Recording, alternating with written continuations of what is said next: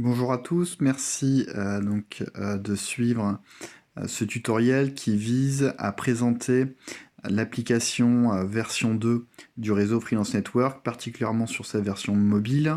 Le réseau est donc disponible via une application responsive, qui est à la fois accessible via un terminal type PC, mais également évidemment une application mobile.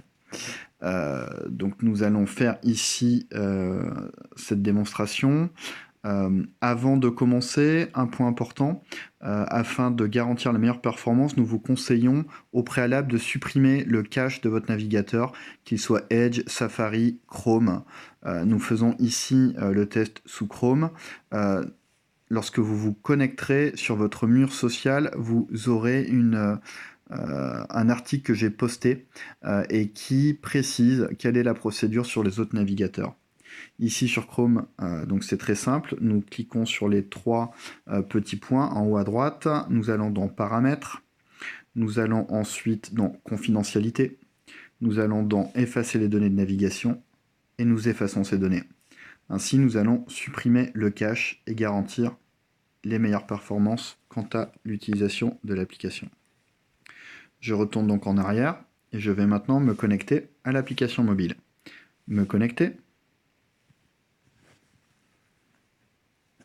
Donc ici, voilà, on rappelle, si on rencontre des difficultés d'affichage, merci de suivre la procédure de suppression du cache de votre navigateur. C'est ce que nous venons de faire. J'enlève cette notification, je me connecte à l'application et j'arrive ainsi directement sur mon profil.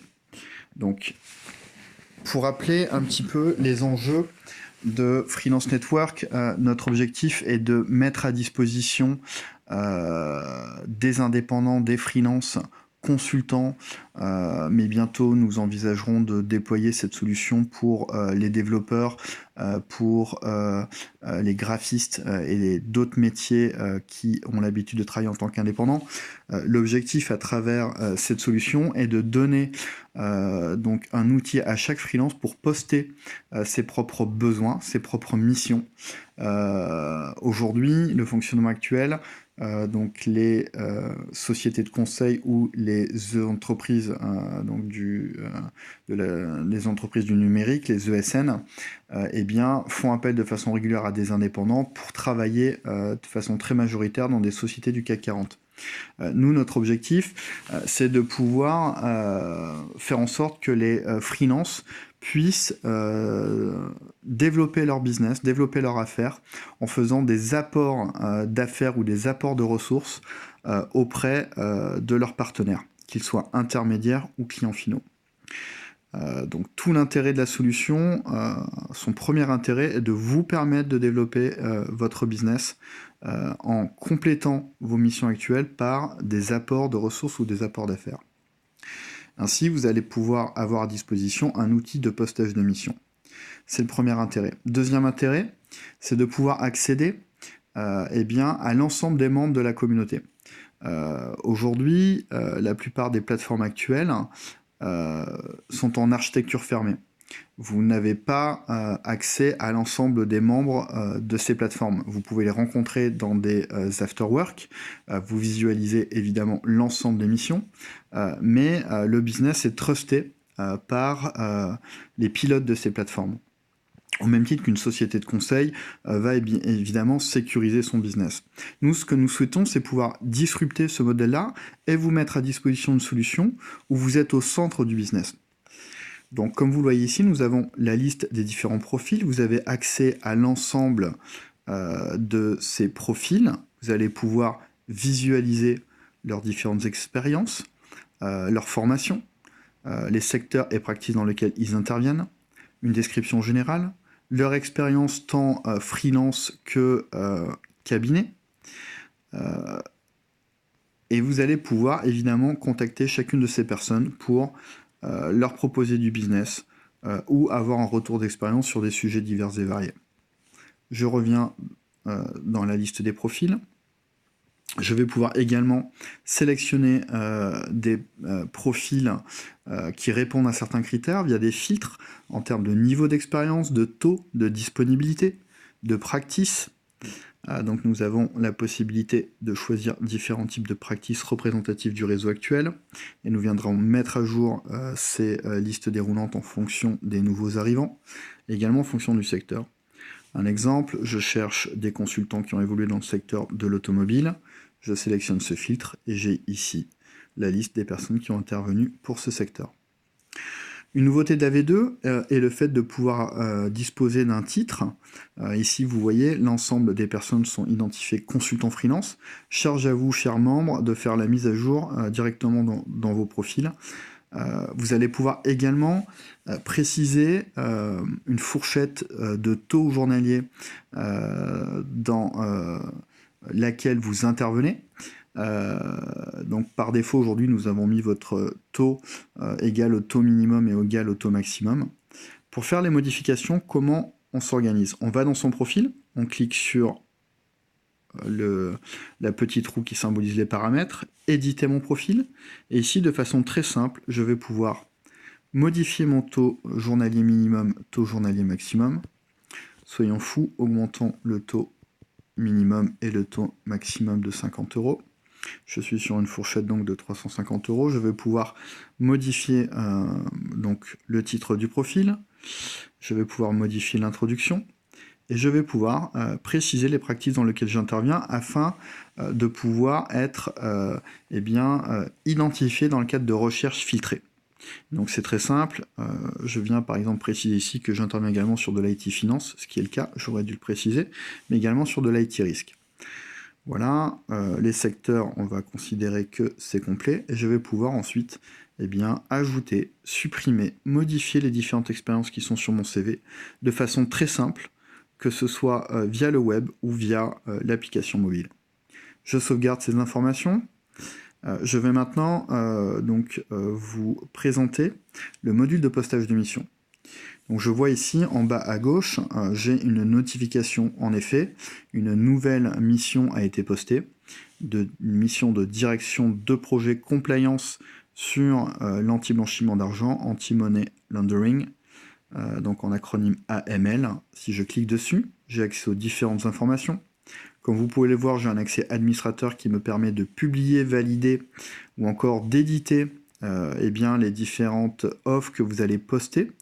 Donc c'est quelque chose que l'on fera a posteriori, on ne contrôle pas le flux, juste on vérifie que vous avez bien saisi l'ensemble des informations. Un point important, il est vraiment nécessaire de bien qualifier donc les différentes missions que vous postez, tant en termes de description du périmètre, durée de mission, localisation, taux journalier, détail, liste délivrable. Voilà, donc nous souhaitons vraiment quelque chose de très qualitatif, de sorte à ce que l'on puisse être sur les mêmes standards qualité que ce que pourrait diffuser donc une société de conseil, une ESN ou plus largement une plateforme ou un site généraliste de recherche d'emploi type Monster ou autre. Ensuite, vous voyez que ce soit pour éditer ou créer, c'est quelque chose de très simple.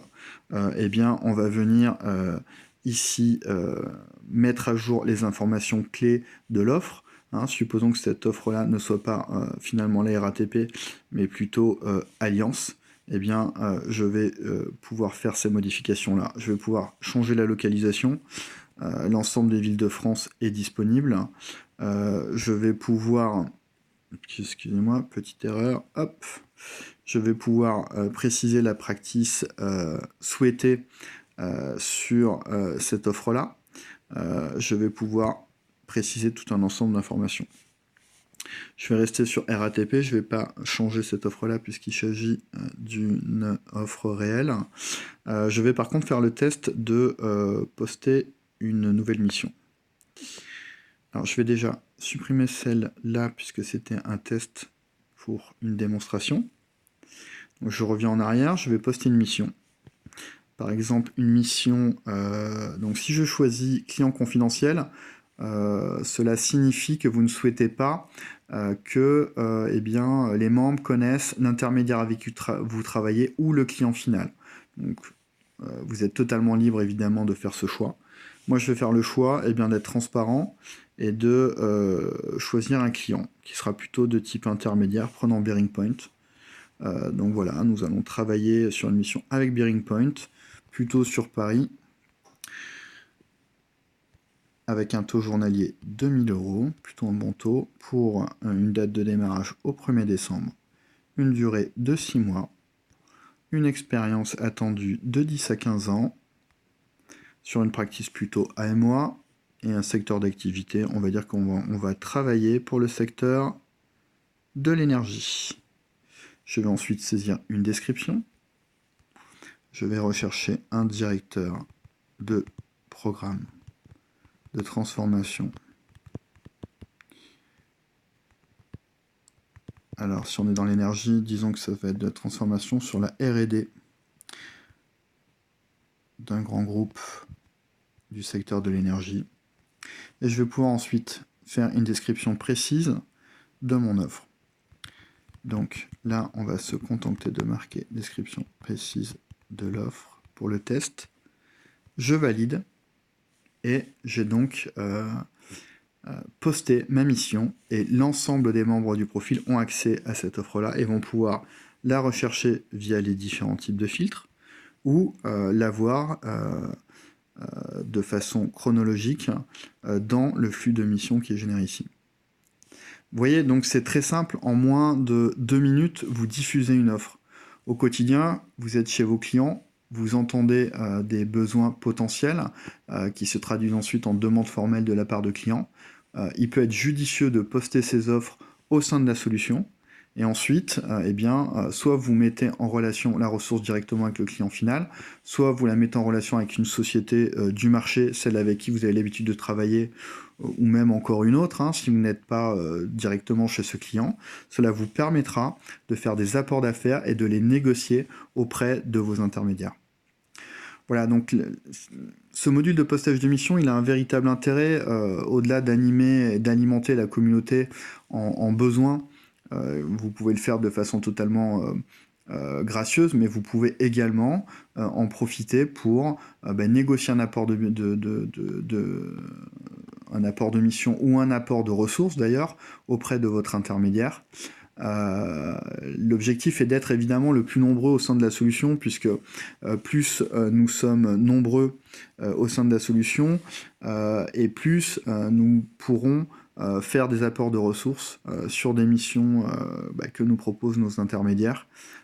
Et donc tout l'intérêt évidemment d'en parler autour de vous et de faire en sorte que le maximum de consultants freelance ou aspirants à l'être puissent être présents au sein de cette solution. Donc nous avons discuté des missions. Si je souhaite maintenant contacter le contact en fait sur une mission potentielle, ici par exemple une mission chef de projet SAP S/4HANA pour Renault, je vais contacter la personne qui a posté, le membre qui a posté l'offre. Ici c'est moi-même, objet, demande d'information, offre Renault. On va évidemment préciser un message, je marque message pour la forme, envoyé, et le message a été envoyé. Je vois en bas à droite que si je clique sur message, j'ai bien reçu un message, et en effet, je l'ai reçu ici. Je veux pouvoir répondre au destinataire. Merci, nous en discutons au téléphone. Et le message a été envoyé, et je vois bien que j'ai reçu évidemment encore un nouveau message. Je vais pouvoir également, via un mur, m'exprimer, lancer des sujets de conversation, des sujets qui vont pouvoir porter sur différents thèmes. Ça peut être toutes les prestations qui permettent d'accompagner les freelances dans leur croissance, quel statut juridique choisir, le portage salarial versus le URL, la SASU, etc. Ça peut être des sujets sur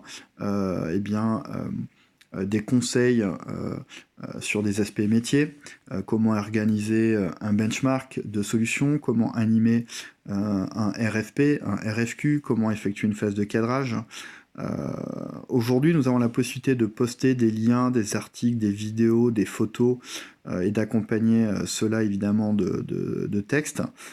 Très rapidement, courant décembre, nous allons avoir une évolution qui permettra évidemment de faire des commentaires et d'avoir des boutons très sociaux comme des boutons j'aime, etc., etc.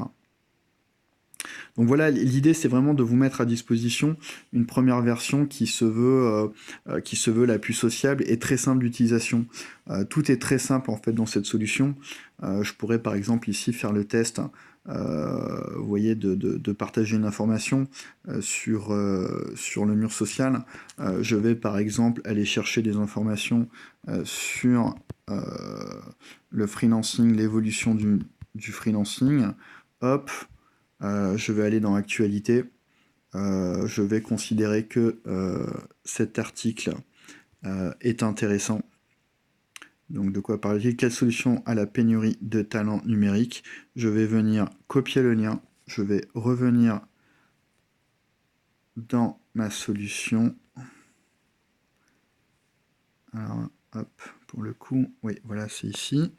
Je vais marquer article intéressant sur l'évolution du freelancing.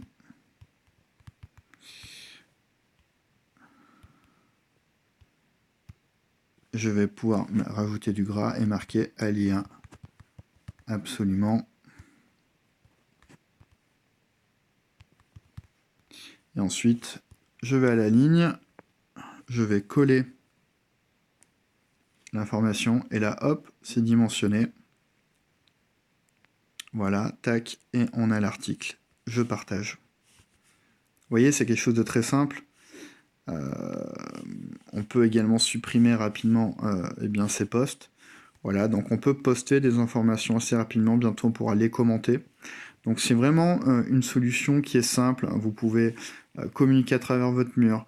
Vous pouvez poster des missions et contacter les personnes qui les ont postées. Vous allez pouvoir de façon simple identifier les membres du réseau, les identifier pour leur proposer du business, des missions.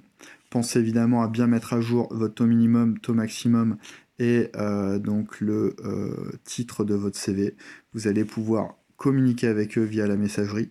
Vous allez pouvoir également accéder à différents services de portage salarial, de comptabilité, d'assurance, de gestion patrimoniale, banque, affacturage, formation.